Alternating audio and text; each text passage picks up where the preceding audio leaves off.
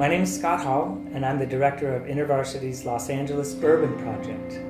We give college students of Los Angeles direct experiences of God's heart for the poor. God's heart for the widow, the oppressed, the poor, the orphan.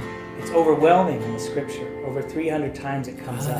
And yet for most American college students, their primary experience of Christianity is that it's purely spiritual and has nothing to do with the social and economic brokenness of our world. And yet that's the world that they need to live in. The Gospels become mostly about going to heaven, but I'm convinced in the New Testament that it's mostly about God bringing heaven to earth. And so we take students into the inner city for weekends, for spring breaks, and for 6 weeks of the summer to live in Christian solidarity with the poor of our city. They live with poor families on a fixed income equal to their neighbors. They minister with established social justice organizations. And at the same time, we lead them deep into the scripture. We teach them on money and on race. They research the historical dynamics of poverty in the U.S., and they're trained in prayer and spiritual warfare.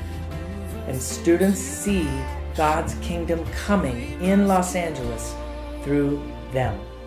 One of my favorite stories comes from this house right here. My family has lived here, my kids were raised here, and I've known that for years there's been 5 corrupt halfway houses on the street, a drug dealer at one end, and a Santa Muerte cult at the other end of the block, just right here.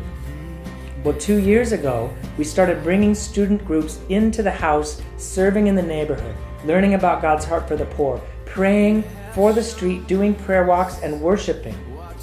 Within 6 months, I saw all 5 halfway houses were ejected and shut down by the city, and the Santa Muerte cult building actually burned down to the ground. Our ultimate purpose is to break students' hearts so that they can spend the rest of their lives living as God's good news. You have shown us what you require.